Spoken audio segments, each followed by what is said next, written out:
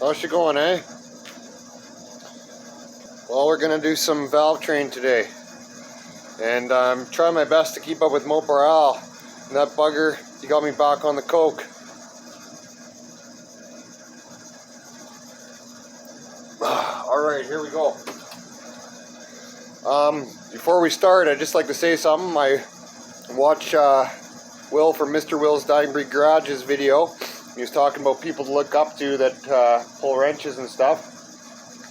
And I'd have to say the best mechanic hot rodder guys were the guys from the 50s. They're the ones that invented it all. They're the ones that did the trial and error. All us guys, myself included, have done is copy what they've done with a few minor improvements since then. But anyhow, my hat's off to them. But yeah, we're going to set up some valve train here. What you want to do is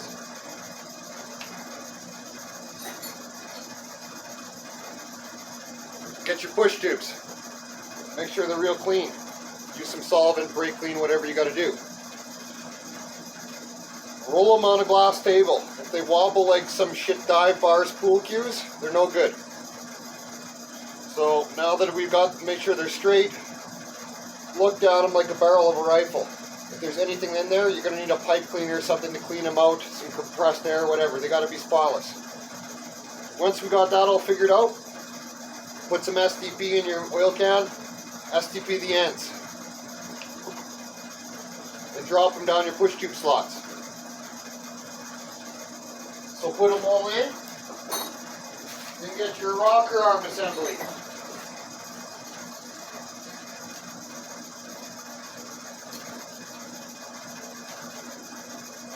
Here's your rocker arm assembly. It's mainly 3 parts. You want to make sure they're real clean, then you want to put STP in there so everything's lubed up nice on startup. And lube your threads. Alright, since it has non-adjustable valve train, we got to check that. So what a guy wants to do is put it on the heel of the cam. That means it's opposite side of the lobe. And you want to rock your push tube back and forth. While rocking it back and forth, you're going to bring it to 0 lash.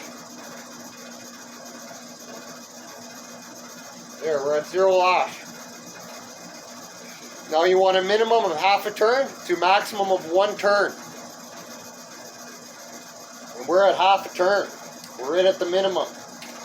The reason being for that is because of modern day head gaskets. The original old ones were 17 thousandths of an inch. Modern day ones are over 40 thousandths of an inch. So you're bringing the head up farther. Since you're bringing the head up farther, you're putting less preload on every lifter.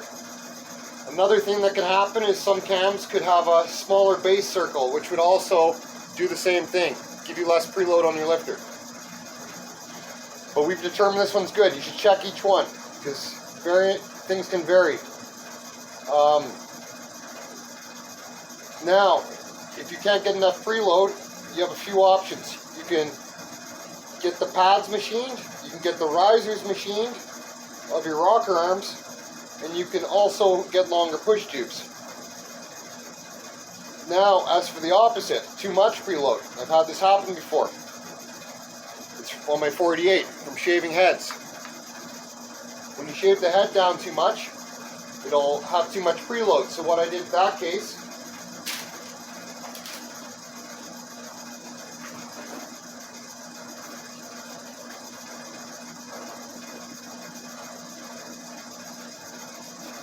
I bought 5/16 shims. So you can get them in 20,000, 10,000, 30,000, whatever. You can stack them, and then you can adjust your preload that way. I actually like these old rocker arms. They're quite strong. The reason they're strong is they don't use a stud. Everything is sandwiched together. They're good for 500 lift. Don't ever go more than 500 lift. I don't care what anyone tells you. And the reason being for that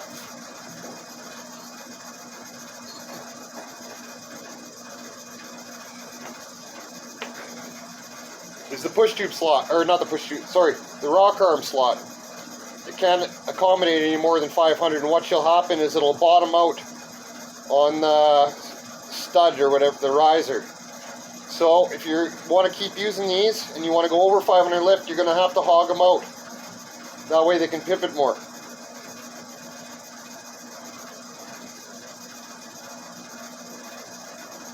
Also, when you're assembling your valve train, put a squirt of STP on the top of every valve stem. That way they'll stay lubed on your first start. And yeah, so for another problem you'll have, not so much with the head gaskets, but with the shaving, I've shaved 50 thousandths off my 488. By doing so, the intake doesn't align properly. So what you'll have to do with your intake holes, since the heads are farther down, your bolts won't go in. So I take a die grinder and I oblong the holes ever so slightly, just enough I can get the bolts in, and do them all evenly so your intakes fit square. But yeah, as for Olds valve train, that's the way I do it. Everyone's screw's different, but I actually like the setup, even if it is non-adjustable. It's quite strong and it's always worked good for me. Alright, hope helps somebody out. Till next time.